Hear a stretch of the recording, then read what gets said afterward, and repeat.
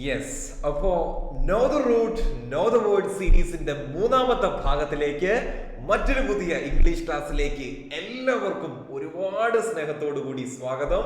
Welcome welcome and welcome. അപ്പോൾ നിങ്ങൾക്ക് എല്ലാവർക്കും സുഖമാണെന്നും എല്ലാ കാര്യങ്ങളും നല്ല അടിപൊളിയായിട്ട് മുന്നോട്ട് പോകുന്നുണ്ടെന്നാണ് ഞാൻ കരുതുന്നത്. And the most important thing, നമ്മുടെ CGL എക്സാമിന് നോട്ടിഫിക്കേഷൻ ഔട്ട് ആയിരിക്കുകയാണല്ലോ. അപ്പൊ നോട്ടിഫിക്കേഷൻ ഒക്കെ വായിച്ച് ടെൻസ്ഡ് ആയിരിക്കുകയാണോ? ടെൻഷനിലാണോ? നമുക്ക് എന്ത് ടെൻഷൻ അല്ലേ? നമ്മളെല്ലാം നല്ല പഠിച്ച് സെറ്റായിരിക്കുന്ന ആൾക്കാരല്ലേ? യെസ്. അപ്പൊ ഇന്ന് മുതൽ ഒരുപക്ഷെ വളരെ പതിയെ പോകുന്നവരൊക്കെ എന്ത് ചെയ്യും? കുറച്ച് സ്പീഡ് കൂട്ടി നല്ല വേഗതയിൽ മുന്നോട്ട് പോകാൻ തുടങ്ങും. യെസ്, തീർച്ചയായും അങ്ങനെ തുടങ്ങണം. Time to move like a bullet train. കാരണം നമ്മുടെ എക്സാം ഇങ്ങനെ പടിവാതിൽക്കൽ വന്നു നിൽക്കുകയാണ്. ഇവിടെയും നമുക്ക് അധികം സമയം നഷ്ടപ്പെടുത്താനൊന്നുമില്ല. അപ്പം സമയം ഒന്നും കളയാതെ ആദ്യത്തെ റൂട്ട് വേർഡ് അതെന്താണെന്ന് പരിചയപ്പെട്ടാലോ? Moving on to the first root word, അത് ക്രസിയാണ്. ക്രസി. അപ്പൊ ക്രസി ഭാഗമായിട്ടുള്ള ഒരുപടി ഇംഗ്ലീഷ് വാക്കുകൾ നമ്മുടെ മനസ്സിലേക്ക് വരുന്നുണ്ടാകും അല്ലെ? നമ്മൾ ഡെമോക്രസി പോലുള്ള വാക്കുകളൊക്കെ കഴിഞ്ഞ ക്ലാസ്സിൽ ഒന്ന് സൂചിപ്പിച്ച് പോയിരുന്നു. യെസ്. അപ്പൊ ക്രസി എന്ന വാക്ക് actually comes from the Greek word kratos. നമ്മൾ കഴിക്കുന്ന ചോക്കോസ് എന്നാണ് ചോദിച്ചാൽ മതി. ചോക്കോസ്, ക്രാറ്റോസ് ഗ്രീക്ക് വേർഡാണ്, അതുകൊണ്ട് ജി എന്ന് സൂചിപ്പിക്കാം. ഈ ഗ്രീക്ക് മൂലപദത്തിന്റെ അർത്ഥം എന്ന് പറയുന്നത് റൂൾ അഥവാ പവർ എന്നാണ്.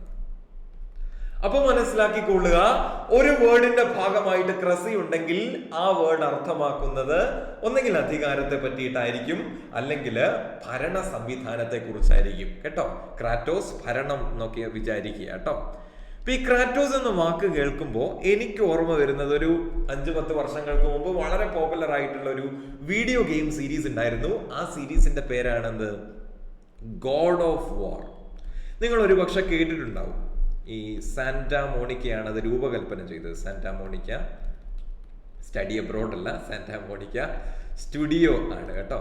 2005 വളരെ പോപ്പുലർ ആയിട്ടുള്ള ഒരു ഗെയിം സീരീസ് ആയിരുന്നു. അപ്പൊ അതിലെ ടിറ്റുലർ കഥാപാത്രമാണ്, അല്ലെ പ്രധാന കഥാപാത്രമാണ് ഈ ക്രാറ്റോസ് എന്ന് പറയുന്നത്.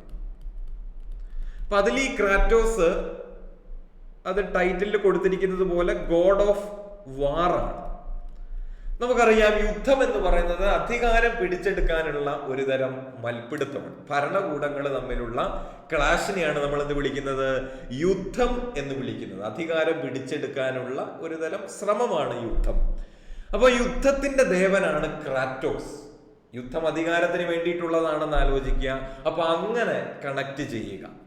ഇനി നമ്മൾ ഡെമോക്രസിയൊക്കെ കുറിച്ച് പറഞ്ഞിരുന്നു അല്ലെ? ഡെമോക്രസിയുടെ റൂട്ട് വേർഡ്സ് നമുക്ക് പറയാൻ പറ്റില്ലേ? ഏതൊക്കെയാ? കഴിഞ്ഞ ക്ലാസ്സിൽ പഠിച്ചു നമ്മൾ. ഡെമോസ് എന്ന വാക്കാണ്, വിച്ച് മീൻസ് പീപ്പിൾ അഥവാ പോപ്പുലേഷൻ എന്നാണ്. പിന്നെ ക്രസി നമ്മൾ ഇവിടെ കണ്ടു, ക്രാറ്റോസ് ആണ്, റൂൾ എന്നാണ് അർത്ഥം. അപ്പൊ ആൾക്കാര് ഭരണം നടത്തുന്ന അല്ലെ, ജനങ്ങളാൽ നേരിട്ട് അല്ലെങ്കിൽ ഇൻഡയറക്റ്റ് ആയിട്ടൊക്കെ ഭരണം നടത്തപ്പെടുന്ന ആ ഒരു സംവിധാനത്തെ ജനാധിപത്യം അഥവാ ഡെമോക്രസി എന്ന് വിളിക്കും. നമ്മൾ കഴിഞ്ഞ ക്ലാസ്സിൽ ഒന്ന് ബ്രീഫായിട്ട് സൂചിപ്പിച്ചിരുന്നു. ഓക്കെ, ഇനി നമുക്ക് ഈ ക്രസി ഭാഗമായിട്ടുള്ള ചില വാക്കുകൾ കണ്ടാലോ? നമുക്ക് പരിചയമുള്ള വാക്കുകളൊക്കെ ആ കൂട്ടത്തിൽ ഉണ്ടാകും. ഏറ്റവും ആദ്യത്തെ വേർഡ് ഓട്ടോക്രസി. ഓട്ടോക്രസി. യെസ്, ഓട്ടോക്രസിയുടെ റൂട്ട് വേർഡ്സ് നമുക്കൊന്ന് നോക്കാം കേട്ടോ. 2 വാക്കുകളാണ്. ഓട്ടോസ്, വിച്ച് മീൻസ്, ഇതും ഗ്രീക്ക് വേർഡാണ്, ഞാൻ ജി എന്നതുകൊണ്ട് സൂചിപ്പിക്കാം. ഓട്ടോസ് എന്ന വാക്കിന്റെ അർത്ഥം സെൽഫ് എന്നാണ്. ക്രസി, ക്രാറ്റോസ് അറിയാലോ, പവർ അധികാരം എന്നൊക്കെയാണ്. അപ്പൊ സെൽഫ് പവർ, സെൽഫ് റൂൾ എന്നൊക്കെയാണ് അതിന്റെ ലിറ്ററൽ മീനിങ്. അപ്പൊ നമ്മൾ വിചാരിക്കും ഇത് സ്വയംഭരണമാണോ ഈ വേർഡിന്റെ അർത്ഥം? അല്ല. ഈ വേർഡിന്റെ അർത്ഥം ഇവിടെ കൊടുത്തിട്ടുണ്ട്. Autocracy is A type of government where one person holds total control over the country. That person makes all the laws and decisions without asking others or giving the people a say. There are no elections and people can openly question the leader. വളരെ ദുഷ്കരമായിട്ടുള്ള ഒരു ഭരണ സംവിധാനമാണ് അല്ലെ? ഒരാള് അയാളുടെ ഇഷ്ടത്തിനനുസരിച്ച് തീരുമാനങ്ങൾ എടുക്കുന്നു. അയാൾ ആദ്യം ആർക്കും ചോദ്യം ചെയ്യാൻ പറ്റില്ല. അങ്ങനെ ചോദ്യം ചെയ്യാനൊക്കെ പറ്റും, പക്ഷെ പിന്നീട് എന്തെങ്കിലുമൊക്കെ പറയാൻ ആ ചോദ്യം ചെയ്ത ആളുടെ തലയുണ്ടാവില്ല. അത്രത്തോളം നിഷ്ഠൂരമായിട്ടുള്ള ഒരു ഭരണ സംവിധാനമായിരിക്കും. എലക്ഷൻ ഇല്ല. ഇദ്ദേഹത്തൊന്ന് മാറ്റാൻ വിചാരിച്ചാല് എലക്ഷൻ ഇല്ല. ഇദ്ദേഹം സ്വന്തം ഇഷ്ടത്തിനനുസരിച്ച്, മറ്റാർക്കും യാതൊരുവിധ സേയും ഇല്ല ആ ഒരു ഭരണ സംവിധാനത്തിൽ. അതിനെ നമ്മൾ മലയാളത്തിൽ എന്ത് വിളിക്കും? ഏകാധിപത്യം എന്ന് വിളിക്കും. അതാണ് ഓട്ടോക്രസിയുടെ മീനിങ് എന്ന് പറയുന്നത്, ഏകാധിപത്യം. അപ്പൊ നമ്മൾ പെട്ടെന്ന് ഈ സെൽഫ് റൂൾ എന്ന ലിറ്ററൽ മീനിങ് കണ്ടിട്ട് നമ്മൾ സ്വയം ഭരണാധികാരം എന്ന് വിചാരിക്കരുത്. That is just different word. അത് ഓട്ടോണമിയാണ്. നിങ്ങൾ പറയുന്ന വേർഡ് ഓട്ടോണമിയാണ്. അത് ഡിഫറെന്റ് റൂട്ട് വേർഡ്സ് ആണ് കേട്ടോ. ഓട്ടോസ് തന്നെയാണ്.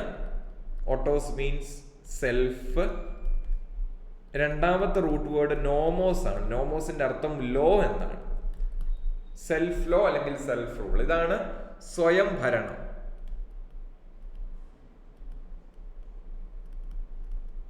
സ്വയം ഭരണാധികാരം. നമ്മൾ ഓട്ടോണമസ് കോളേജസ് എന്നൊക്കെ കേട്ടിട്ടുണ്ട് അല്ലെ? ഇവിടെ ഒരു എക്സാമ്പിൾ സെന്റൻസ് ചോദിക്കാം. My cousin lives in a country ruled by autocracy. Modern വേൾഡിൽ അങ്ങനെ ഓട്ടോക്രസി നിലനിൽക്കുന്ന രാജ്യമുണ്ടോ? ഇല്ല എന്ന് നിങ്ങൾ ഒരുപക്ഷെ പറഞ്ഞേക്കാം, പക്ഷെ ഉണ്ട്. നോർത്ത് കൊറിയയെ കുറിച്ച് കേട്ടിട്ടില്ലേ? ആരാ അവിടുത്തെ ഭരണാധികാരി? കിം ജോങ് ഉൻ അല്ലേ? അദ്ദേഹം ഇത്തരത്തിലുള്ള കാര്യങ്ങൾ അദ്ദേഹം നടപ്പാക്കുന്നത് പക്ക എന്താണ് പറയാ, ഓട്ടോക്രസിയാണ്, ഏകാധിപത്യമാണ്. അവിടെ അദ്ദേഹത്തിന്റെ തീരുമാനങ്ങളാണ്, അദ്ദേഹത്തിന്റെ ഇഷ്ടങ്ങളാണ് ആ രാജ്യത്ത് നടക്കുന്നത്.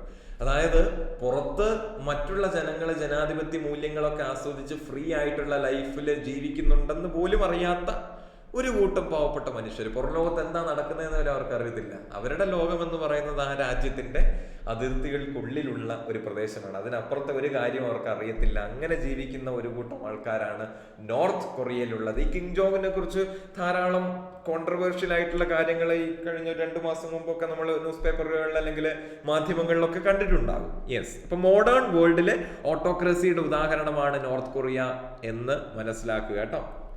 അപ്പം my cousin may be living in North Korea, അതുകൊണ്ടായിരിക്കും ഇങ്ങനെ പറഞ്ഞത്. വേറെ decisions and no one is allowed to speak against him. Yes, അതാണ് ഓട്ടോക്രസി. അതുപോലെ അതേ സമാനമായിട്ടുള്ള ഒരു വേർഡാണ് എന്ത്? ഡിക്റ്റേറ്റർഷിപ്പ് എന്ന് പറയാം. ഞാൻ അതോട് താഴെ എഴുതാം കേട്ടോ, താഴെ എഴുതാം. യെസ്, ഡിക്റ്റേറ്റർഷിപ്പ് എന്ന് പറയുന്നത്.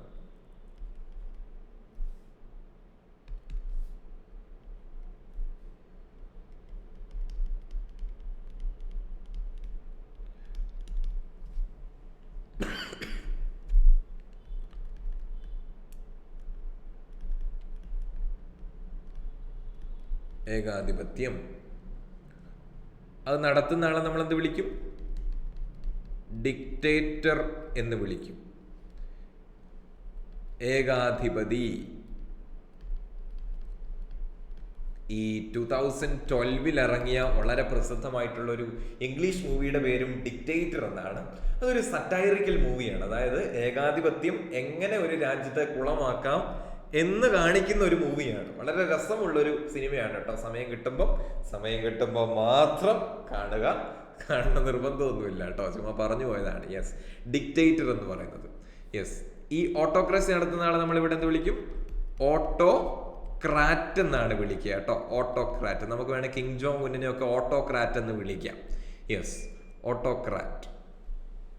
A ruler with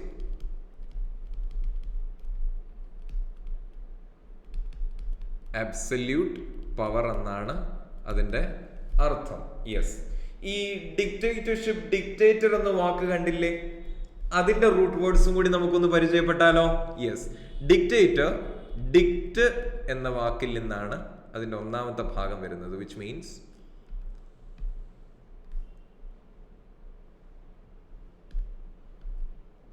to say എന്നാണ്.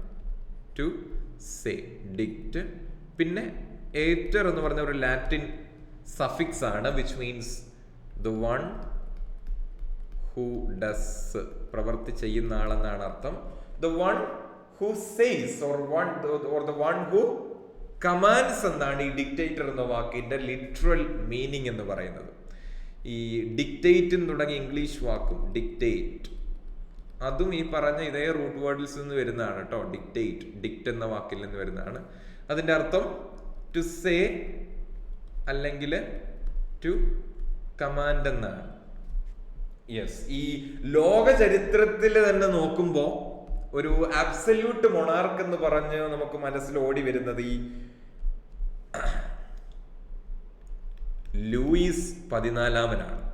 1600 കാലഘട്ടങ്ങളിൽ ഫ്രാൻസ് ഭരിച്ചിരുന്ന ഒരു ഭരണാധികാരിയായിരുന്നു ലൂയിസ് 14-നാമൻ. അദ്ദേഹത്തെ ആബ്സല്യൂട്ട് മൊണാർക്ക് എന്നാണ് ചരിത്രകാരന്മാർ വിശേഷിപ്പിച്ചിരുന്നത്. കാരണം ഏറ്റവും ഭംഗിയായിട്ട് നമ്മുടെ ഏകാധിപത്യം നടപ്പിലാക്കിയ ഒരു വ്യക്തിയാണ് കേട്ടോ ആര്, ഈ ലൂയിസ് 14-നാമൻ. യെസ്, അദ്ദേഹത്തിന്റെ വളരെ പ്രസിദ്ധമായിട്ടുള്ളൊരു ഫ്രേസ് ഉണ്ട്, ഐ ആം ദ സ്റ്റേറ്റ്. ഞാനാണ് രാഷ്ട്രം. നോക്കിക്കേ, ഒരു ഭരണാധികാരി ഞാനാണ് രാഷ്ട്രം എന്ന് പറയണമെങ്കിൽ അദ്ദേഹം എത്രത്തോളം സെൽഫ് സെന്റേർഡ് ആയിരിക്കും. അദ്ദേഹം പറയാണ് ഞാനാണ് രാഷ്ട്രം, എന്റെ തീരുമാനങ്ങളാണ് രാജ്യത്തിന്റെ കോൺസ്റ്റിറ്റ്യൂഷൻ അല്ലെ രാജ്യത്തിന്റെ നിലനിൽപ്പിന്റെ ആധാരം എന്നൊക്കെ പറയും. ഒരാൾ തന്നെ കേന്ദ്രീകൃതമാകുക, ഐ ആം ദ സ്റ്റേറ്റ്. ഈ ലൂയിസ് 14-നാമനെ കുറിച്ച് ധാരാളം സ്കാൻഡൽസ് ഉണ്ട് കേട്ടോ. നിങ്ങൾ അദ്ദേഹത്തിന്റെ കഥകൾ കേൾക്കണം. അദ്ദേഹത്തെ കുറിച്ച് ഏറ്റവും വലിയൊരു ആരോപണം എന്ന് പറയുന്നത്, ആരോപണം എന്നൊന്നും പറയാനില്ല, നമ്മൾ ചെയ്യുന്ന കാര്യമൊക്കെ തന്നെ, അദ്ദേഹം വർഷത്തില് 2 തവണ മാത്രമേ കുളിക്കാറുള്ളൂ. അതുകൊണ്ടാണെന്ന് വെച്ചാൽ അദ്ദേഹത്തിന് അകാരണമായ ഒരു ഭയം ഉണ്ടായിരുന്നു. അതായത് ഈ വെള്ളം മേത്ത് തട്ടിയാൽ അതിൽ നിന്ന് രോഗങ്ങൾ വരാനുള്ള സാധ്യത, അങ്ങനെ ഒരു അകാരണമായ ഭയം ഉള്ളത് കൊണ്ട് തന്നെ അദ്ദേഹം കുളിച്ചിരുന്നില്ല. അദ്ദേഹത്തിന്റെ ഒരു വിശ്വാസപ്രകാരം നമ്മൾ എത്രത്തോളം മേത്ത് അല്ലെ ദേഹത്ത് വെള്ളം തട്ടിക്കാതിരിക്കുന്നോ അത്രത്തോളം ഹെൽത്തി ആയിട്ടിരിക്കും. യെസ്, അതായിരുന്നു. അതുകൊണ്ടാണ് അദ്ദേഹം ഈ വർഷത്തിൽ 2 തവണ ഒക്കെ കുളിച്ചിരുന്നത്. ഓക്കെ, അദ്ദേഹം മാത്രമല്ല, ഈ മധ്യകാലഘട്ടത്തിലെ യൂറോപ്പിലെ നോബിൾസ് ഒക്കെ അവരങ്ങനെ അധികം കുളിക്ക് വലിയ പ്രാധാന്യം കൊടുക്കാത്തവരായിരുന്നു. അതിന്റെ പുറകിൽ ഈ വിശ്വാസങ്ങളൊക്കെയാണ്. യെസ്, അപ്പൊ അതൊരു ആരോപണമാണ് കേട്ടോ. യെസ്, ഓക്കെ, ഒന്ന് പറഞ്ഞു വെച്ചു എന്ന് മാത്രം. യെസ്, അപ്പോൾ ഓട്ടോക്രസി, അതിന്റെ റൂട്ട് വേർഡ്സ്, റിലേറ്റഡ് വേർഡ്സ് നമ്മൾ കണ്ടിരിക്കുകയാണ്. അടുത്തത് അരിസ്റ്റോക്രസി. അരിസ്റ്റോക്രസി, നമ്മുടെ അരിസ്റ്റോ സുരേഷ് എന്ന് പറഞ്ഞ ഒരു നടന് ഓർമ്മയില്ലേ? നമ്മുടെ ആക്ഷൻ ഹീറോ ബൈജു ആണോ? യെസ്, അപ്പൊ അതിനകത്തൊരു നടനാണ് അരിസ്റ്റോ. നമ്മുടെ ട്രിവാൻഡ്രത്ത് അരിസ്റ്റോ ജംഗ്ഷൻ ഉണ്ട്. അരിസ്റ്റോക്രസി എന്താണെന്നറിയോ? നമുക്ക് റൂട്ട് വേർഡ്സ് നോക്കാം. അരിസ്റ്റോസ് ഗ്രീക്ക് പദമാണ്. അതിന്റെ അർത്ഥം ദ ബെസ്റ്റ് എന്നാണ്, ഏറ്റവും മികച്ചത്. ക്രസി നമുക്കറിയാം, kratos, which means to rule എന്നാണ്. അപ്പം ബേസിക്കലി ഇത് അർത്ഥമാക്കുന്നത് എന്താണെന്നറിയാം? ഇതിന്റെ ലിറ്ററൽ മീനിങ് നോക്കിക്കേ, റൂൾ ബൈ ദ ബെസ്റ്റ്, അല്ലെങ്കിൽ എലീറ്റ് ആയിട്ടുള്ള ആൾക്കാർ. എലീറ്റ് എന്ന് പറഞ്ഞാൽ ഉന്നത കുല ജാതർ എന്നൊക്കെ വേണമെങ്കിൽ പറയാം. ഈ ഉന്നത കുല ജാതനൊക്കെ ഈ കേരള പൊളിറ്റിക്സിന്റെ സെനാരിയോ കൃത്യമായിട്ട് ഫോളോ ചെയ്യുന്ന ഒരാളാണെങ്കിൽ വളരെ കോൺട്രവേഴ്ഷ്യൽ ആയിട്ടുള്ള ഒരു ടേം ആണ് അല്ലേ? കൃത്യമായിട്ട് രാഷ്ട്രീയം നിരീക്ഷിക്കുന്ന ഒരാളാണെങ്കിൽ ഞാൻ പറഞ്ഞതിന്റെ കാമ്പ് മനസ്സിലായിട്ടുണ്ടാകും. Yes, okay, rule by the best. Aristocracy is a form of rule where power is held by a small group of rich and noble families.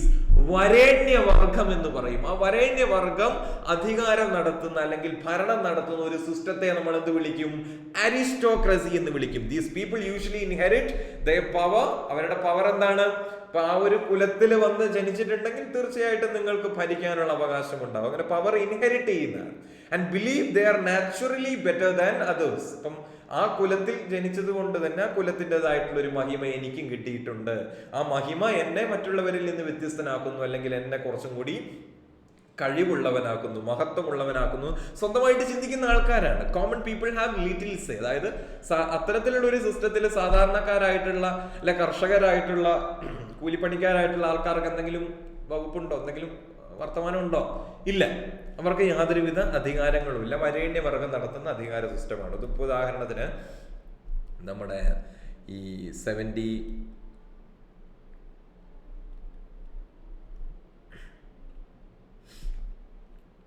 89 നമ്മുടെ ഫ്രാൻസ് ബിഫോർ അവിടെ ഭരിച്ചിരുന്നത് നോബിൾസ് ആയിരുന്നു. അല്ലെങ്കിൽ നമ്മുടെ ഈ ഫ്യൂഡൽ യൂറോപ്പ് അല്ലെ? ഫ്യൂഡൽ സിസ്റ്റം തന്നെ ഇത്തരത്തിലുള്ള നോബിൾസിന് അധികാരം കൊടുത്തിട്ടുള്ള, അല്ലെ, അരിസ്റ്റോക്രസി. ഈ വരേണ്യ വർഗം എന്ന അർത്ഥത്തിലും, ഭരണ സംവിധാനം എന്നല്ല, വരേണ്യ വർഗം എന്ന അർത്ഥത്തിലും അരിസ്റ്റോക്രസി യൂസ് ചെയ്യാറുണ്ടെന്ന് മനസ്സിലാക്കുക.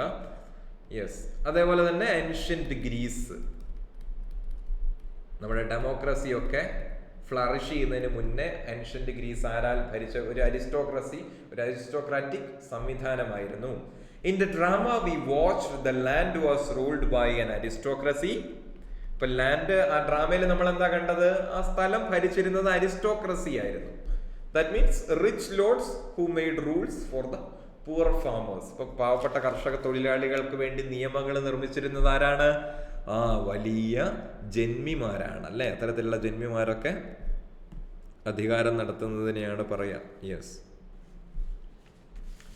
ഫ്രഞ്ച് റവല്യൂഷന് മുമ്പുള്ള ഫ്രാൻസ് ആണ് കേട്ടോ, 1789 മുമ്പുള്ള എന്ന് പറയുന്നത്. യെസ്. അടുത്ത വേർഡ്, യെസ്, അരിസ്റ്റോക്രസി നമ്മൾ കണ്ടു. ബ്യൂറോക്രസി. ബ്യൂറോക്രസി. യെസ്. ഈ ബ്യൂറോ എന്ന വാക്ക് വരുന്നത് ഒരു ഫ്രഞ്ച് വേർഡാണ്. ഫ്രഞ്ച്. ഇതിന്റെ അർത്ഥം ഓഫീസ് അഥവാ ഉദ്യോഗം എന്നൊക്കെയാണ്. ഉദ്യോഗം അഥവാ ഓഫീസ് എന്നാണ്. ക്രസി അറിയാലോ, Kratos, which means to rule എന്നാണ്. യെസ്. അതായത് ഉദ്യോഗസ്ഥ ഭരണം എന്നാണ്. ഉദ്യോഗസ്ഥ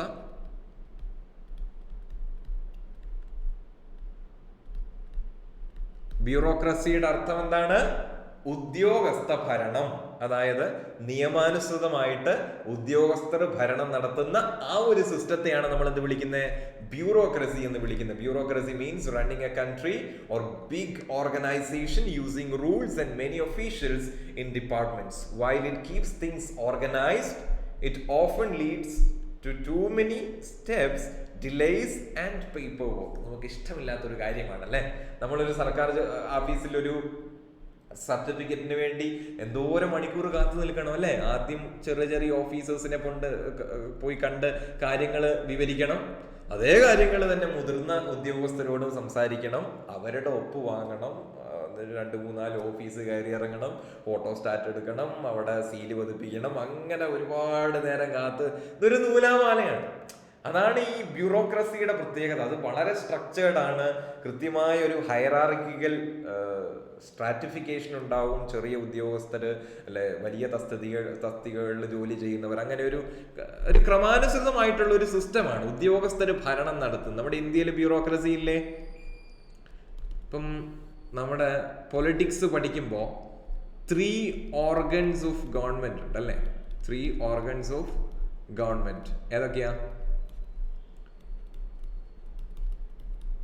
ലെജിസ്ലേച്ചർ ഉണ്ട്,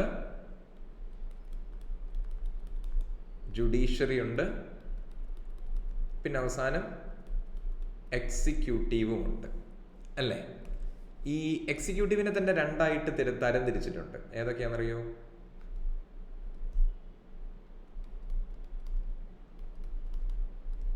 പൊളിറ്റിക്കൽ എക്സിക്യൂട്ടീവും 2 പെർമനന്റ് എക്സിക്യൂട്ടീവ്. പൊളിറ്റിക്കൽ എക്സിക്യൂട്ടീവ് എന്ന് പറഞ്ഞാൽ നമ്മുടെ CM ഉണ്ടാവും, പിന്നെ കൗൺസിൽ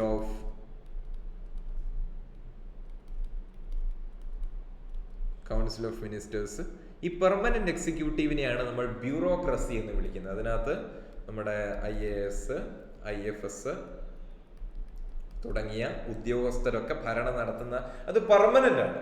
അവരുടെ ജോലി മാറുമോ? ഇല്ല. അവർക്ക് എലക്ഷൻസ് ഉണ്ടോ? ഇല്ല. അവരിങ്ങനെ തസ്തികകൾ മാറി മാറി മാറി അങ്ങനെ വിരമിക്കുന്നത് വരെ ഇങ്ങനെ മുന്നോട്ട് ഭരണം നടത്തിക്കൊണ്ടുപോകും, അല്ലെ? അപ്പം ജനസേവനമാണ് ഏറ്റവും പ്രധാനപ്പെട്ട ബ്യൂറോക്രസിയുടെ ഏറ്റവും പ്രധാനപ്പെട്ട ലക്ഷ്യത്തിൽ ഒന്ന് എന്ന് മനസ്സിലാക്കുക. When I went to get my certificate, I had to wait in the line and visit 3 offices, and that's how slow the bureaucracy works. പക്ഷെ വളരെ എഫിഷ്യന്റ് ആണ്, അല്ലെ? യെസ്, സ്ട്രക്ചേർഡ് ആണ്. പക്ഷെ കുറച്ച് ഡിലേ ഉണ്ട്. പക്ഷെ ഇന്ന് ഡിജിറ്റൽ ആയതുകൊണ്ടൊക്കെ തന്നെ കാര്യങ്ങളൊക്കെ വളരെ സ്മൂത്ത് ആയിട്ട് പോകുന്നുണ്ടാവും, അല്ലെ? Yes, bureaucracy. യെസ്, പ്ലൂട്ടോക്രസി.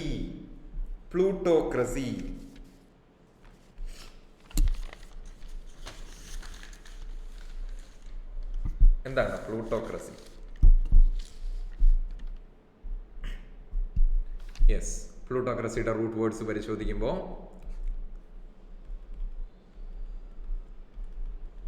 പ്ലൂട്ടോസ് വെൽത്ത് എന്നാണ് അർത്ഥം. അപ്പൊ എന്തോ പൈസയുമായിട്ട് ബന്ധപ്പെട്ട കാര്യമാണ്. Kratos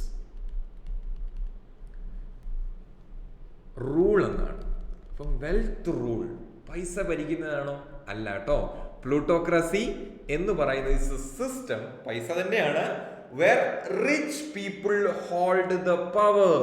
Money becomes the main way to get control, not talent or honesty. The poor have little voice or influence. ഇവിടെ ടാലന്റിന്റെ പ്രസക്തിയില്ല. കഴിവുണ്ടോ? കാര്യമില്ല. സത്യസന്ധനാണോ? തീരെയില്ല. ഓക്കെ, അപ്പൊ എങ്ങനെയുള്ള ഒരു സിസ്റ്റമാണ്? അതായത് പൈസക്കാര് ഭരണം നടത്തുന്ന, അല്ലെ പൈസക്കാര് ഭരണകാര്യങ്ങളിൽ നേരിട്ട് വളരെ ഡയറക്റ്റ് ആയിട്ട് ഇൻഫ്ലുവൻസ് ചെയ്യുന്ന ഒരു സിസ്റ്റത്തെ എന്ത് വിളിക്കാം? പ്ലൂട്ടോക്രാറ്റിക് എന്ന് വിളിക്കാം, അല്ലെ പ്ലൂട്ടോക്രസി എന്ന് വിളിക്കാം. അത് കടന്നു വരുന്നത് പ്ലൂട്ടോസ് എന്ന ഗ്രീക്ക് പദത്തിൽ നിന്നാണ്, വിച്ച് മീൻസ് വെൽത്ത്. അതുപോലെ ക്രാറ്റോസ് എന്ന് പറഞ്ഞാൽ നമുക്കറിയാം റൂൾ എന്നാണ്. യെസ്, ഈ പ്ലൂട്ടോസിനെ തന്നെയാണ് ഈ ഗ്രീക്ക് മിത്തോളജിയില്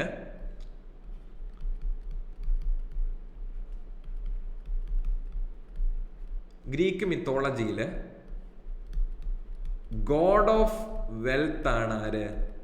ഈ പ്ലൂട്ടോസ് എന്ന് പറയുന്നത് ഗോഡ് ഓഫ് വെൽത്ത്. അപ്പം പ്ലെൻഡി എന്ന് ചിന്തിക്കുക, പ്ലൂട്ടോ എന്ന് ചിന്തിക്കും, പ്ലെൻഡി എന്ന് ചിന്തിക്കുക കേട്ടോ. പ്ലെൻഡി, യെസ്, ഗോഡ് ഓഫ് വെൽത്ത് ആണ് ആര്? പ്ലൂട്ടോസ്. അദ്ദേഹത്തെ ആ സമ്പത്തിന്റെ രാജാവായിട്ട്, സമ്പത്തിന്റെ ദൈവമായിട്ടാണ് ഗ്രീക്ക് മിത്തോളജിയിൽ കരുതപ്പെടുന്നത്. യെസ്, പ്ലെൻഡി എന്ന് കാണുക കേട്ടോ. പ്ലെൻഡി, ഞാൻ എഴുതിയത് തിരിയുന്നുണ്ടോ? വായിക്കാൻ പറ്റുന്നുണ്ടോ? പ്ലെൻഡി, പ്ലൂട്ടോനെ പ്ലെൻഡി എന്ന് ചിന്തിക്കുക. യെസ്, പ്ലൂട്ടോ ഒരു ഗ്രഹമില്ലേ? ഗ്രഹം ഇപ്പോ അല്ല, 2006 വരെ പ്ലൂട്ടോ. ഈ പ്ലൂട്ടോ എന്ന പദവും വരുന്നത് ഈ പ്ലൂട്ടോസ് എന്ന വാക്കിൽ നിന്നാണ് കേട്ടോ. പ്ലൂട്ടോ എന്ന ഗ്രഹത്തിന് പേര് കിട്ടിയതും അതേ സെയിം റൂട്ട് വേർഡിൽ നിന്നാണ് മനസ്സിലാക്കുക. പ്ലൂട്ടോ ഒരു ഗ്രഹമായിരുന്നു ബിഫോർ 2006 മുന്നേ വരെ. അത് കഴിഞ്ഞിട്ട് എന്ത് ചെയ്തു? ഇന്റർനാഷണൽ ആസ്ട്രോണമിക്കൽ യൂണിയൻ എന്ത് ചെയ്തു? ഗ്രഹങ്ങളെ നിർവചിക്കാനുള്ള ആ ഡെഫിനിഷൻ അങ്ങ് മാറ്റി. ആ ഡെഫിനിഷൻ മാറ്റിയപ്പോൾ നമ്മുടെ പാവം പ്ലൂട്ടോയ്ക്ക് പിടിച്ചു നിൽക്കാൻ പറ്റിയില്ല. അപ്പൊ അതിനെ ഒരു ഡ്വാർഫ് പ്ലാനറ്റ് എന്നാണ് പറയുന്നത്. ഒഫീഷ്യലി ഒരു പ്ലാനറ്റ് ഒന്നും അല്ല, ഡ്വാർഫ് പ്ലാനറ്റ് എന്നാണ് പറയുന്നത്. യെസ്, അപ്പൊ plutocracy, many people feel that in a plutocracy only the rich get heard and the ordinary people are ignored. അപ്പൊ ഒരു പ്ലൂട്ടോക്രാറ്റിക് സിസ്റ്റം ആണെങ്കിൽ അവിടെ ആരുടെ താല്പര്യങ്ങൾ മാത്രമേ സംരക്ഷിക്കപ്പെടുകയുള്ളൂ? പൈസയുള്ള ആൾക്കാരല്ലേ, അവരുടെ താല്പര്യങ്ങൾ മാത്രമേ കേൾക്കപ്പെടുകയുള്ളൂ, അഡ്രസ് ചെയ്യപ്പെടുകയുള്ളൂ. പാവപ്പെട്ട ആൾക്കാരാണോ, നിങ്ങൾ തീർച്ചയായിട്ടും ഒരു പ്ലൂട്ടോക്രാറ്റിക് സിസ്റ്റത്തിലാണെങ്കിൽ ഇഗ്നോർ ചെയ്യപ്പെടും. ഓക്കെ, അപ്പൊ അതിന്റെ ഉദാഹരണത്തിന് നമ്മുടെ പണ്ടത്തെ വെനീഷ്യൻ റിപ്പബ്ലിക്, അതൊരു പ്ലൂട്ടോക്രാറ്റിക് സംവിധാനമായിരുന്നു മിഡിൽ ഏജസിൽ. വെനീഷ്യൻ റിപ്പബ്ലിക്, വെനീസിലെ വ്യാപാരികൾ എന്നൊക്കെ കേട്ടിട്ടില്ലേ? യെസ്, ഇപ്പൊ പണ്ടത്തെ വെനീഷ്യൻ റിപ്പബ്ലിക്കിൽ അധികാരം കൈയാളിയിരുന്നത് പ്രത്യേകിച്ച് മിഡിൽ ഏജസില് വെൽത്തി ആയിട്ടുള്ള അല്ലെങ്കിൽ റിച്ച് ആയിട്ടുള്ള മേർച്ചൻസ് ആയിരുന്നു. അവര് ഭരണകാര്യങ്ങളിലൊക്കെ വളരെ ഡയറക്റ്റ് ആയിട്ട് ഇൻഫ്ലുവൻസ് ചെയ്തിരുന്നു. Okay, yes. അടുത്തത് കാക്കിസ്റ്റോഗ്രാഫി. കാക്കിസ്റ്റോഗ്രാഫി റൂട്ട് വേർഡ്സ് പരിശോധിക്കുമ്പോൾ കാക്കിസ്റ്റോസ് വേഴ്സ്റ്റ് എന്നാണ്, വേഴ്സ്റ്റ്. ക്രാറ്റോസ് റൂൾ എന്നാണ്. ഇതാണ് ഇതിന്റെ റൂട്ട് വേർഡ്സ് എന്ന് പറയുന്നത്. കാക്കിസ്റ്റോസ് എന്ന് പറഞ്ഞാൽ വേഴ്സ്റ്റ് എന്നാണ്, റൂൾ ബൈ ദ വേഴ്സ്റ്റ്. അതിനാൽ തന്നെ അർത്ഥം വ്യക്തമാണ്. കാക്കിസ്റ്റോക്രസി is a government ruled by the worst, most corrupt or most unqualified people. It is a negative term used when leaders are dishonest, selfish or make bad decisions that harm the public. Yes, നമ്മുടെ തുഗ്ലക് ഭരണം എന്നൊക്കെ കേട്ടിട്ടില്ല? അതൊരു പക്ഷെ കാക്കിസ്റ്റോക്രസി എന്ന് പറയും, തുഗ്ലക് ഭരണം എന്ന് പറയും. Yes, kakistocracy is a government ruled by the, അതായത് ഏറ്റവും മോശം അഴിമതിക്കാരായിട്ടുള്ള തീരെ ക്വാളിഫിക്കേഷനിലായിട്ട് ആൾക്കാർ ഭരിക്കുന്ന ഒരു സിസ്റ്റത്തെയാണ് എന്ത് വിളിക്കുന്നത്?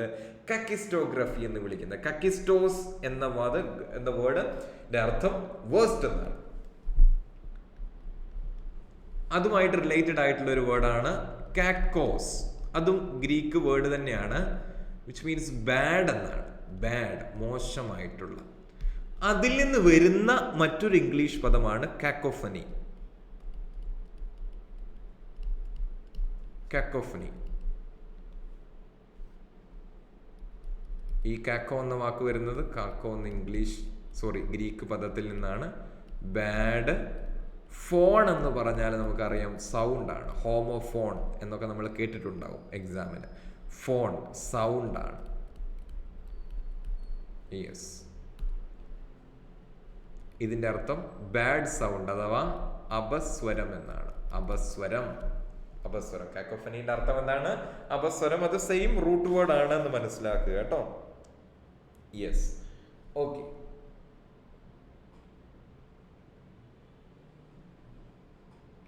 മെറിറ്റോക്രസി. നമ്മൾ KGF നായകൻ പറയുന്നില്ലേ, വെറുതെ വന്നിരിക്കുന്നവനല്ലടാ, മെറിറ്റില് വന്നിരിക്കുന്നവനാ. മെറിറ്റോക്രസി. ഇത് വരുന്നത് ലാറ്റിൻ റൂട്ടാണ് കേട്ടോ. മെറിറ്റും എന്ന പദത്തിൽ നിന്നാണ്. മെറിറ്റും ലാറ്റിൻ ആണ്. എല്ലാം എന്നതുകൊണ്ട് സൂചിപ്പിക്കാം, വിച്ച് മീൻസ് ഡിസേർവിങ് എന്നാണ്. Deserving. Kratos, rule by the deserving. അതായത് ഏറ്റവും അർഹതയുള്ള ആൾക്കാർ, മെറിറ്റ് ഉള്ള ആൾക്കാർ ഭരിക്കുന്ന system. Meritocracy is a system where success is based on your skill, talent and hard work. ഇതൊന്നും അല്ലാത്ത റിച്ച് പീപ്പിൾ മാത്രം ഭരിക്കുന്നത് ഏതാ പറഞ്ഞ? പ്ലൂട്ടോക്രസി. ഇതെന്താണ്? മെറിറ്റോക്രസി. ഇവിടെ ഏതാണ് ആധാരം? നിങ്ങളുടെ മെറിറ്റ്. അതെന്തിന്റെ അടിസ്ഥാനത്തിലാണ്? നിങ്ങളുടെ ടാലന്റ് അതുപോലെ ഹാർഡ് വർക്ക് ഉണ്ടെങ്കിൽ നിങ്ങൾ ഒന്നാം നിരയിലേക്ക് വരും. എത്തരത്തിലുള്ള ഒരു സംവിധാനമാണെങ്കിലും, മെറിറ്റോക്രസി ആണെങ്കിൽ. Not on your family background. നിങ്ങളുടെ ഫാമിലി ബാക്ക്ഗ്രൗണ്ട് മാറ്റർ ചെയ്യുന്നില്ല, മണി മാറ്റർ ചെയ്യുന്നില്ല, നിങ്ങളുടെ ബന്ധങ്ങൾ മാറ്റർ ചെയ്യുന്നില്ല. The best people get the top positions. ഏറ്റവും കഴിവുള്ള ആൾക്കാർക്ക് ഏറ്റവും നല്ല പൊസിഷൻസ് കിട്ടും. എവിടെ? Meritocracy. In a meritocracy, a student from a village can become a top officer by studying well and clearing the exam. നമ്മുടെ CGL എക്സാം പോലെ അല്ലെങ്കിൽ UPSC എക്സാം പോലെയുള്ള കോമ്പറ്റേറ്റീവ് എക്സാംസ് ക്ലിയർ ചെയ്യുന്നതിലൂടെ ഒരു പാവപ്പെട്ട കുട്ടിക്ക് പോലും ആവാം, വലിയ നല്ല ഉയരങ്ങളിലേക്ക് എത്തിച്ചേരാൻ പറ്റും. അതാണ് മെറിറ്റോക്രസി എന്ന് പറയുന്നത്, അത്തരത്തിലുള്ള ഒരു സിസ്റ്റം. യെസ്. ഉദാഹരണത്തിന് നമ്മുടെ കോമ്പറ്റേറ്റീവ് എക്സാംസ് ഇങ്ങനെ എഴുതിയാൽ തെറ്റില്ലല്ലോ.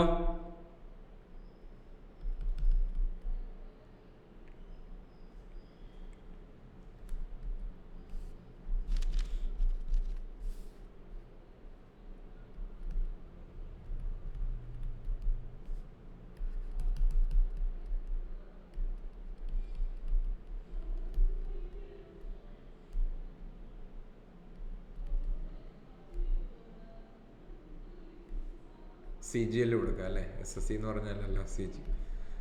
Yes, competitive exams like UPSC and CGL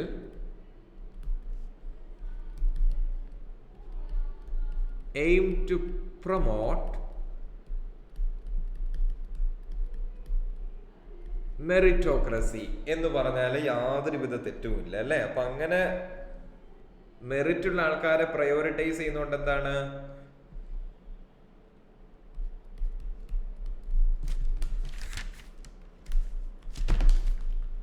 jobs,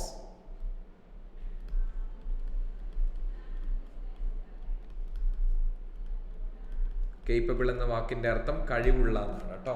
jobs go to the most capable. Yes. അടുത്ത റൂട്ട് വേർഡ് മാൽ. മലയാളം തുടങ്ങുന്നത് മാലിലല്ലേ? നമ്മൾ പണ്ട് ചെറുപ്പകാലത്ത് ടൈം ടേബിൾ എഴുതുമ്പോൾ മലയാളത്തിന് MAL എന്ന് മാത്രം എഴുതി വെക്കാറുണ്ട് അല്ലേ? ഇപ്പം മാൽ എന്ന റൂട്ട് വേർഡ് അത് വരുന്നത് മാലൂസ് എന്ന ലാറ്റിൻ പദത്തിൽ നിന്നാണ്. അതായത് ബാഡ്. മാൽ എന്ന് പറഞ്ഞാൽ എന്താണ്? ബാഡ് ആണ്. അപ്പൊ ഈ മാല് പ്രിഫിക്സ് ആയിട്ട് വന്നിട്ടുള്ള, അല്ലെ മാലൊക്കെ ആദ്യം വന്നിട്ടുള്ള വേർഡ് ആണെങ്കിൽ അതെന്തായിരിക്കും? ആ മോശമായിട്ടുള്ള ഒരു കാര്യത്തെ സൂചിപ്പിക്കുന്നതായിരിക്കും, അഴുക്കക്കാര്യം. യെസ്. അപ്പം ഈ മാലിന്യം എന്ന് ചിന്തിക്കുക. മാലിന്യം യെസ്, അങ്ങനെ ചിന്തിച്ചു നോക്കി. അപ്പൊ വളരെ എളുപ്പമായിട്ട് കിട്ടും. അപ്പൊ ഏതൊക്കെയാണ് ഈ മാലടങ്ങിയിട്ടുള്ള വാക്കുകൾ നോക്കാട്ടോ. ഒന്നാമത്തത് മെയിൽ ഫാക്ടർ എന്ന് വായിക്കാൻ നമ്മുടെ മനസ്സ് നമ്മളോട് പറയുമെങ്കിലും അതിന്റെ യഥാർത്ഥ പ്രൊനൗൺസിയേഷൻ മാലിഫാക്ടർ എന്നാണ്. മാലിഫാക്ടർ.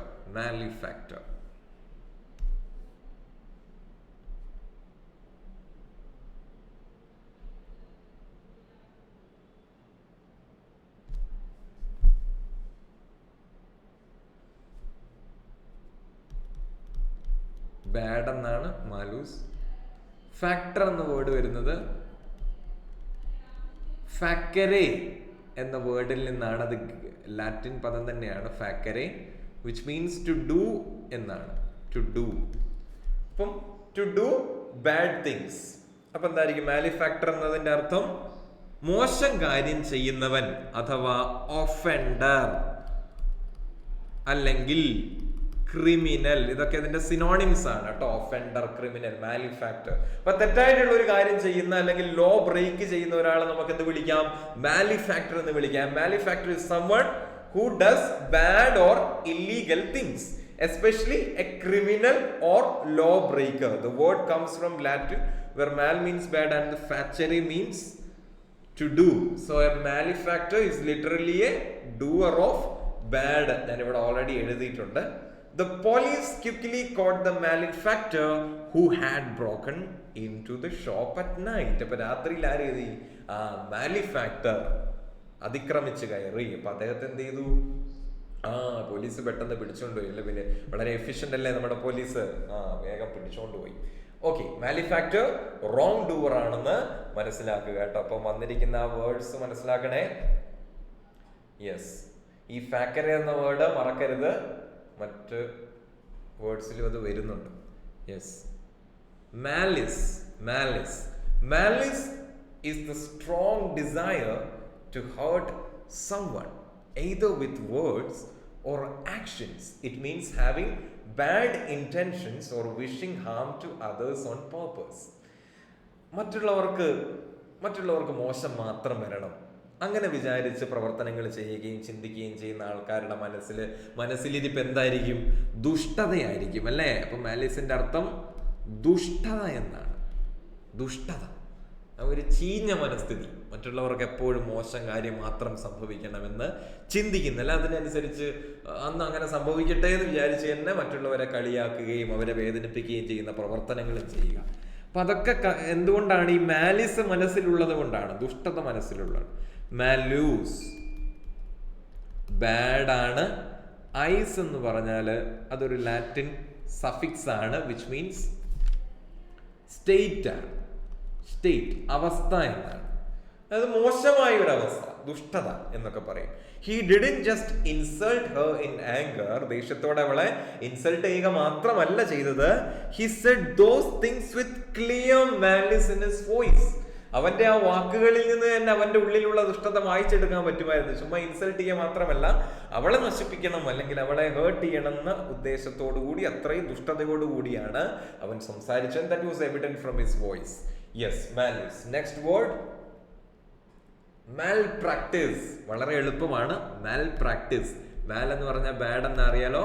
പ്രാക്ടീസ് എന്ന് പറഞ്ഞ പ്രവൃത്തിയാണ്, മോശമായിട്ടുള്ള പ്രവൃത്തി. Malpractice is when a professional like a doctor or lawyer does their job carelessly or wrongly, causing harm.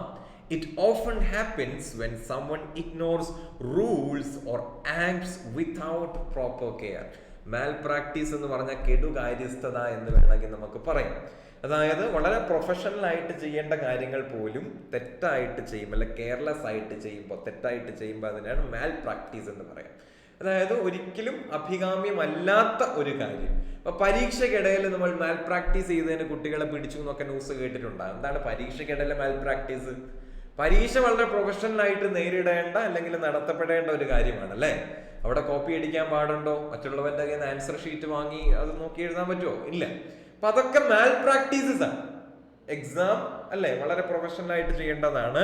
അപ്പൊ അതിന് വിരുദ്ധമായിട്ട് ചെയ്യുന്നതൊക്കെ മാൽ പ്രാക്ടീസ് ആണ്. ഇപ്പൊ കോപ്പിയടി മാൽ പ്രാക്ടീസ് ആണ്, ഷീറ്റ് വാങ്ങിക്കുന്നത് മാൽ പ്രാക്ടീസ് ആണ്, നമ്മുടെ ബിറ്റ് വെക്കുന്നത് മാൽ പ്രാക്ടീസ് ആണ്. യെസ്. അപ്പൊ അതുപോലെ ഈ ഡോക്ടേഴ്സ് ചെയ്യുന്ന അല്ലെങ്കിൽ ലോയേഴ്സ് അതുപോലെ പ്രൊഫഷണൽ സെറ്റിംഗ്സിൽ ഇരിക്കുന്ന ആര് നിയമവിരുദ്ധമായിട്ട് ചെയ്യുന്ന കാര്യം അതൊക്കെ മാൽ പ്രാക്ടീസസ് ആണ്. The hospital had to pay money to the patient because of the doctor's malpractice during surgery. അദ്ദേഹം ചെയ്ത സർജറിക്കിടയിൽ ചെയ്ത തെറ്റിനെയാണ് മാൽ പ്രാക്ടീസ് എന്ന്. അതുകൊണ്ട് എന്ത് ചെയ്തു, ഹോസ്പിറ്റലിന് രോഗിക്ക് അങ്ങോട്ട് പൈസ കൊടുക്കേണ്ടി വന്നല്ലേ.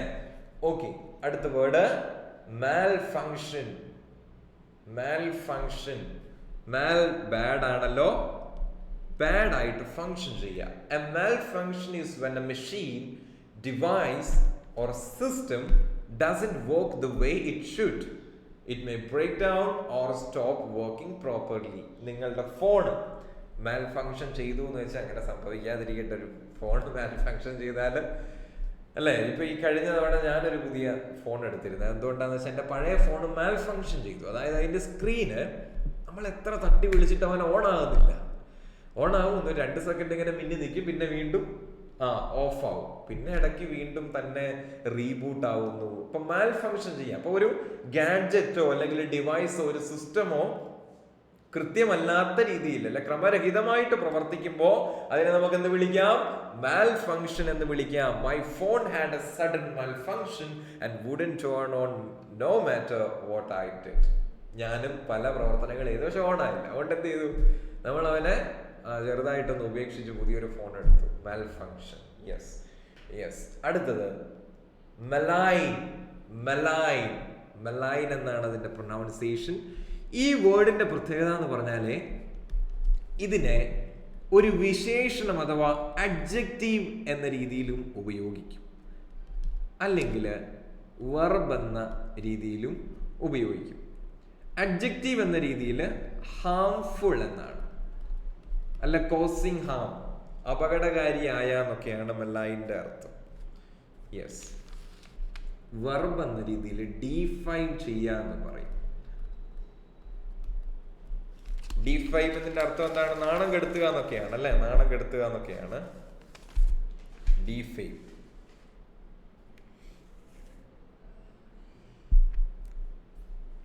To malign someone means to speak badly about them in a way that damages their image or reputation.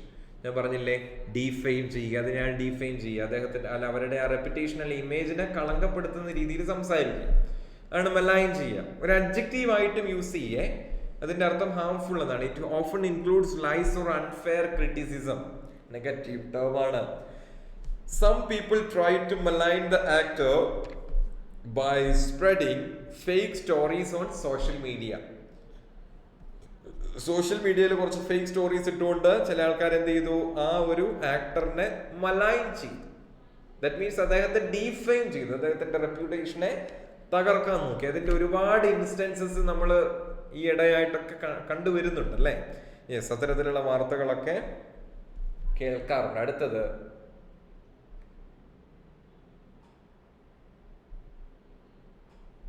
മാലോഡറസ്. ഇതിനെ ഇങ്ങനെ ഒന്ന് കട്ട് ചെയ്തേ. മാൽ എന്ന് പറഞ്ഞാൽ ബാഡ് എന്നാണ്. ഓർഡർ എന്ന് പറഞ്ഞാൽ നമുക്കറിയാം സ്മെല്ലാണ്. ഓർഡറസ് എന്ന് പറഞ്ഞാൽ അതൊരു അഡ്ജക്റ്റീവ് ആണ്, വിച്ച് മീൻസ് സ്മെല്ലി. അപ്പൊ എന്താണ് മാലോഡറസ് എന്ന് പറഞ്ഞാൽ ഹാവിങ് എ ബാഡ് സ്മെൽ എന്നാണ്. അത്തരത്തിലുള്ള ഒരു സിറ്റുവേഷനെ അല്ലെങ്കിൽ ഒരു വസ്തുവിനെ അല്ലെങ്കിൽ ഒരാളെ നമ്മൾ മാലോഡറസ് എന്ന് വിളിക്കും കേട്ടോ. Yes, malodorous means having a very bad or unpleasant or foul smell. It's a formal word used when something stinks badly. Something ഭയങ്കര മോശമായിട്ട് ഇവിടെ നാറുന്നുണ്ട്, ഇവിടെ എന്തോ ചീഞ്ഞ് നാറുന്നുണ്ടല്ലോ നമ്മൾ പറയാറില്ലേ. യെസ്, അതിന്റെ ഏറ്റവും ഫോർമൽ വേർഡാണ്, വളരെ ഔപചാരികമായിട്ട് ഉപയോഗിക്കുന്ന ഒരു വേർഡാണെന്ന് മനസ്സിലാക്കുക. We left the room immediately because it was filled with malodorous smoke from burning plastic. നമ്മൾ റൂം കാലിയാക്കി, സ്ഥലം കാലിയാക്കി. എന്ത് ചെയ്തു? എന്ത് കാരണം? അവിടെ ബേണിംഗ് പ്ലാസ്റ്റിക് കത്തുന്നതിന്റെ ദുർഗന്ധം, മാലോഡറസ് അല്ലേ? അവിടെ ദുർഗന്ധപൂരിതമായിട്ടുള്ള പുക അവിടെ ഉണ്ടായിരുന്നതുകൊണ്ട് നമ്മൾ റൂം വക്കേറ്റ് ചെയ്യേണ്ടി വന്നു. Yes. Maleficent. Maleficent. Next word maleficent, which means ഉപദ്രവകരമായ, ഉപദ്രവം വരുത്തുന്ന എന്നാണ് കേട്ടോ. ഉപദ്രവം വരുത്തുന്ന ഏതൊരു കാര്യത്തെയും മാലിഫിസെന്റ്, ഈവിൾ എന്നൊക്കെയാണ് അതിന്റെ അർത്ഥം.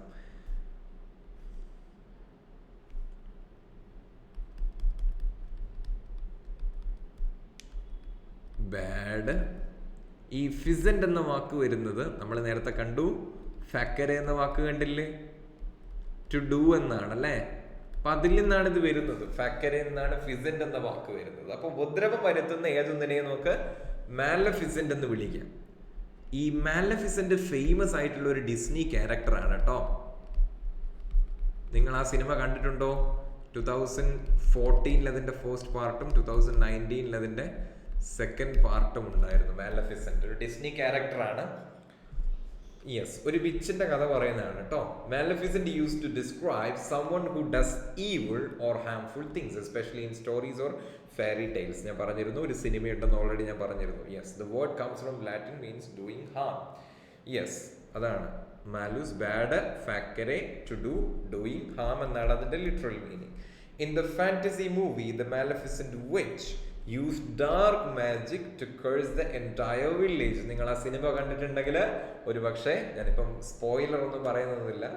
Okay, yes. അപ്പൊ ആ സിനിമയിലുള്ള ഒരു കഥയുടെ ഭാഗമാണ്, അതാണ് ഇവിടെ കൊടുത്തിരിക്കുന്നത്. യെസ്, ആ ഒരു എൻറ്റയർ വില്ലേജിനെ കേഴ്സ് ചെയ്യാൻ എന്താ ഉപയോഗിച്ചിരുന്നത്? ഡാർക്ക് മാജിക് ആണ് മാലഫിസന്റ് ഉപയോഗിച്ചത്. Yes, okay. അതൊരു ക്യാരക്ടറിന്റെ പേരാണ് കേട്ടോ.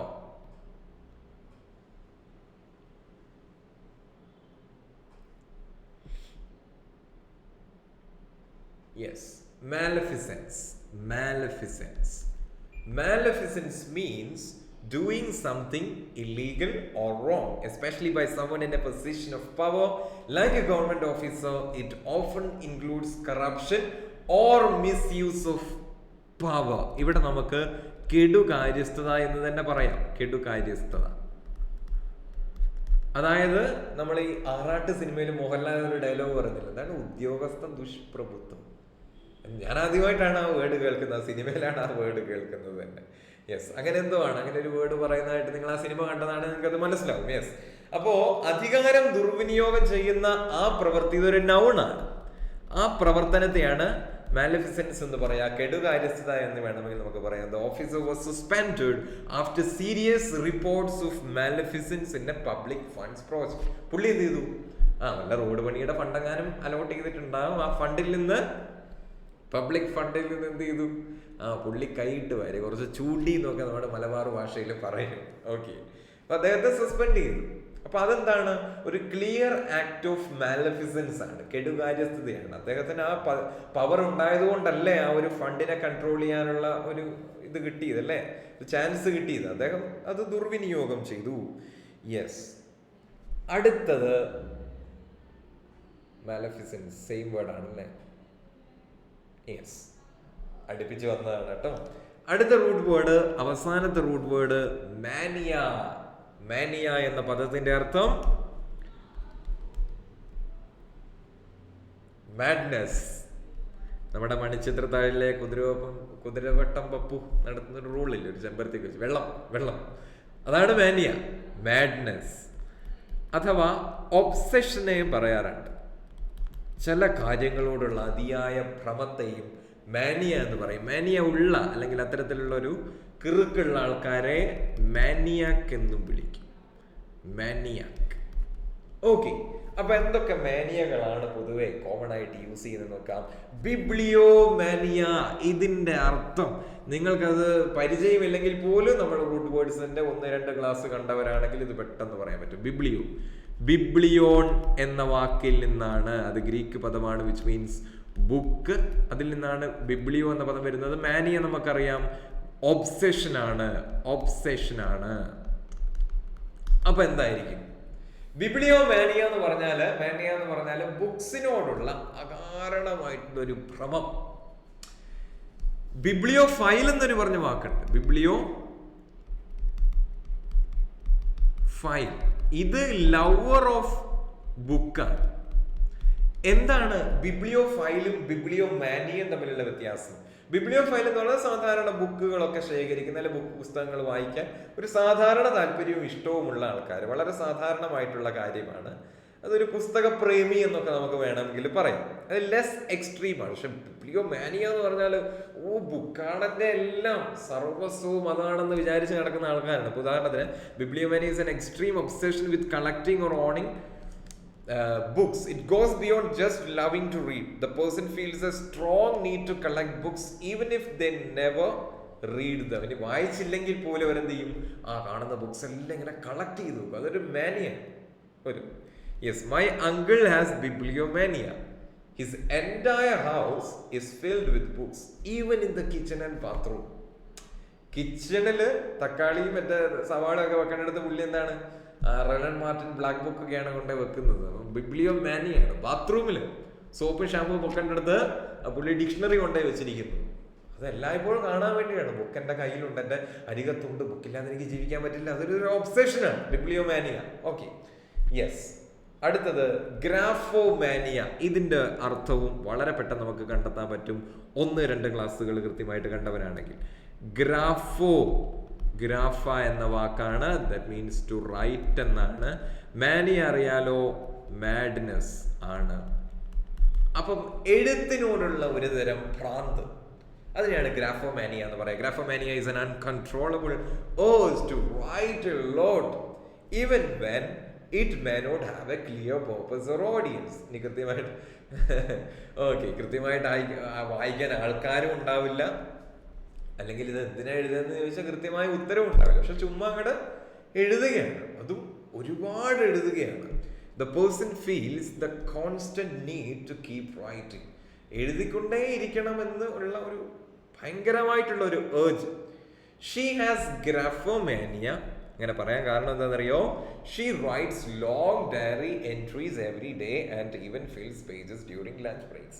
ഇപ്പൊ ലഞ്ച് ബ്രേക്കിന്റെ ഇടയിൽ പോലും ഡയറി എഴുതുന്ന ആള്, ഭക്ഷണം കഴിക്കേണ്ട സമയത്ത് ഡയറി എഴുതിക്കൊണ്ടിരിക്കുകയാണ്. കാരണം ഭക്ഷണം കഴിക്കുക എന്ന് പറയുന്നതിനേക്കാൾ ഉള്ള ഏർജാണ് എന്ത്, എഴുതാനുള്ളത്.